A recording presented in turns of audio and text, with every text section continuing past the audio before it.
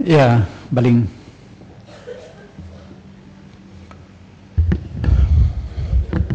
Assalamualaikum warahmatullahi wabarakatuh. Terima kasih Datuk Pengerusi. Pertama sekali di bawah B47 ingin saya menyentuh 050100 penyiaran. Kita melihat penyiaran terutama sekali dalam siaran TV, rancangan-rancangan TV, khususnya filem-filem kebelakangan ini banyak dimuatkan dengan filem-filem tahyul, filem-filem sihir, syirik yang terlalu banyak.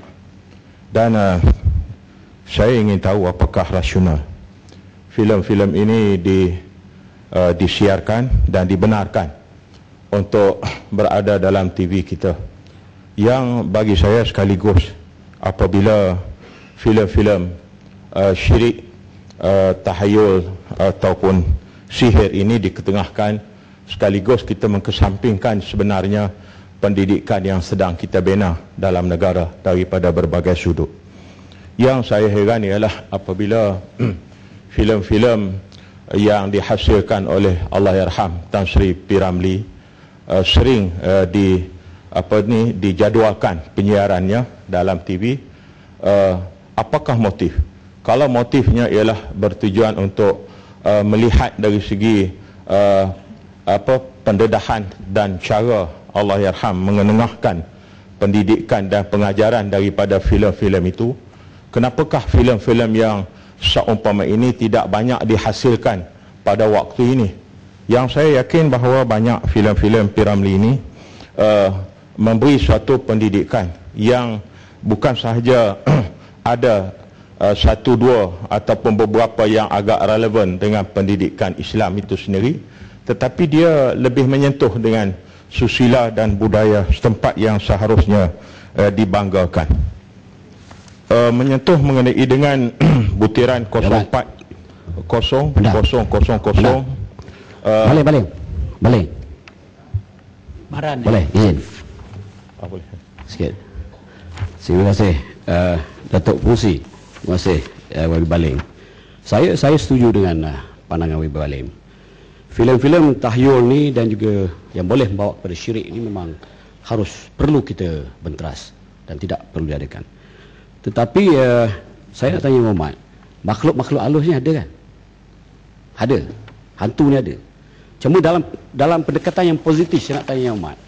Sebab akhir-akhir ni ramai anak-anak kita suka berjalan malam, tinggal rumah tangga, rumah sebagainya. Jadi kita ambil sudut yang positif. Yang negatif saya setuju.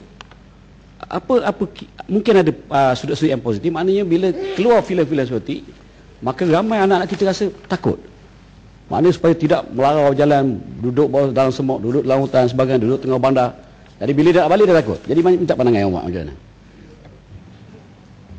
Datuk Pengerusi Yang Berhormat Maran, hantu tu kita tak nafilah, tapi jangan kita jadi hantu juga. Jadi kita pun turut sama jadi hantu dadah, kita turut sama jadi hantu rayau. Saya rasa itu jelaslah Datuk Pengerusi. Balik kepada 040000 ini, komunikasi. Kebelakangan ini kita rasai bahawa khidmat telekomunikasi oleh berbagai syarikat ni saya rasa lemah. Sama ada 09, 013 ke 017, 012, kita pakailah apa pun. Keadaan dia punya servis dia banyak gangguan. Line dia banyak gangguan dan terputus-putus. Bukan sahaja di kawasan-kawasan yang tidak mempunyai pencawang itu, tetapi kawasan-kawasan yang biasa. Kadang-kadang kita tengah bercakap, putus habis line. Jadi berbanding dengan beberapa ketika dahulu, keadaan agak lebih stabil, agak lebih baik. Jadi pandangan saya minta kepada pihak kementerian melihat secara lebih terperinci kenapa keadaan-keadaan ini boleh berlaku. 010100 010 300 beberapa perkara yang saya ingin kaitkan dengan pengurusan, iaitu kita ingin tahu pejabat penerangan banyak bersepah-sepah, kalau boleh dibahasakan demikian. Di kawasan Lembah Kelang ini saja banyak pejabat-pejabat penerangan yang disewa di sana sini, yang mungkin pada pihak kementerian merasakan itu satu yang diperlukan. Tetapi kita merasakan bahawa terlalu banyak sangat pejabat penerangan ini di merata-rata diperuntukkan oleh kementerian bagi menyewa pejabat-pejabat ini setiap bulan. Apakah langkah-langkah, saya ingin juga tahu apakah langkah-langkah yang sedang dan akan dilakukan oleh pihak kementerian terhadap pengaruh-pengaruh negatif media daripada media terhadap masyarakat umum. Sebab kita lihat melalui media massa dalam semua bentuk begitu gairah mempamerkan aksi-aksi jenayah, aksi-aksi ganas, aksi-aksi yang tidak bersusila, dan dihidangkan ini ke dalam masyarakat. Sedangkan kita tahu apabila lambakan program-program yang sebegini memberi suatu tarikan kepada masyarakat ramai. Sebab dalam konteks cultivation theory, yang dalam komunikasi ini lebih mempengaruhi masyarakat. Sebab aksi ganas ini ataupun aksi jenayah sebagainya ini akan turut menyokong dan membantu pertumbuhan statistik dari segi jenayah dalam negara. Walaupun kajian-kajian telah didedahkan kepada kita oleh pihak Bukit Aman, mungkin Bukit Aman mempunyai asas-asas dan hujahnya yang tersendiri, tapi realiti yang kita lihat di sekeliling, tempat yang tidak pernah berlaku jenayah sekarang memuncak jenayah. Tempat yang tidak pernah berlaku pembunuhan, ragut, pembuangan bayi yang ratus-ratus ribu sekarang meningkat. Dan begitu semua adalah tidak dinafikan. Kajian-kajian secara akademik telah dilakukan oleh berbagai pihak. Salah satu faktor yang membawa kepada kedudukan ini adalah disebabkan pengaruh negatif media. Akhir sekali, Datuk Pengerusi, 010200, saya ingin tahu berapakah jumlah tenaga dan kaki tangan kementerian, sama ada yang tetap, yang kontrak dan juga yang sambilan. Sebab di bawah kementerian ini adalah salah satu kementerian yang banyak memerlukan kaki tangan dan pegawai dan kaki tangan. Maka dengan sebab itu dalam berbagai-bagai jabatan yang kita merasakan dibimbangkan bahawa kaki tangan yang agak melebihi daripada keperluan yang akan meningkatkan lagi keperluan perbelanjaan.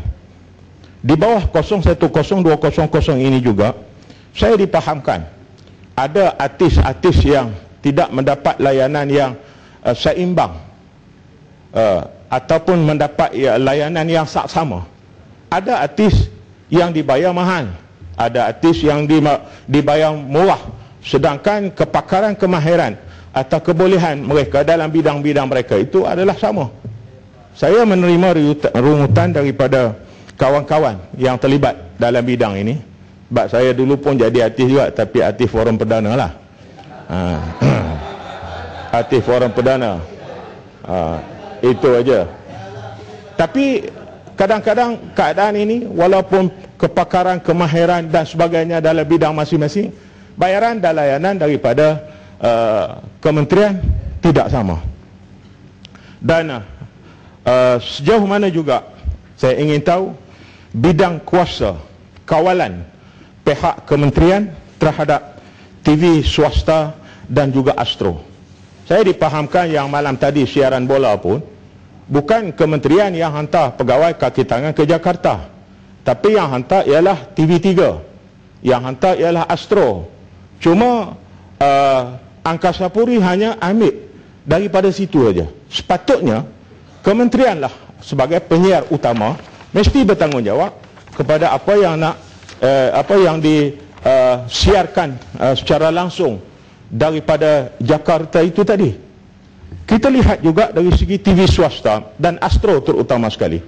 Sebab saya bimbang walaupun kita banyak kader-kader dan tokoh-tokoh ilmuwan sampai kepada peringkat profesor dan sebagainya dalam negara kita dalam berbagai bidang, tapi sebenarnya yang menjadi mahaguru, yang pakar dalam pendidikan dalam negara sekarang ialah astro. Astro mendidik anak kita hari-hari, setiap saat, setiap masa, setiap waktu, 24 jam. Jadi apakah yang boleh kita lihat dari segi pengorbanan yang dilakukan oleh tokoh-tokoh ilmuwan, pakar-pakar akademik dan sebagainya ini? Sebab semua apa yang mereka telah sampaikan itu tadi seolah-olah dicuci bersihkan balik oleh program-program astro. Yang saya maksudkan tadi ialah program-program yang membawa kepada perkara yang negatif. Ya, Mas saya. Satu yang berhormat, yang berbahagia Datuk, Ringkaskan saja persoalan lah, Yang okay. Hormat. 0 dan 0300 media komunikasi korporat ni, saya ingin juga tahu apakah pandangan-pandangan kami daripada pembangkang dalam Dewan Parlimen ini sendiri langsung tak layak untuk nak dapat tempat dalam TV. Kita buat soalan kita pun, kita lebih jadi kepada wayang bisu, maknanya tak disiar. Lain berbeza dengan kementerian pihak sebelum ini.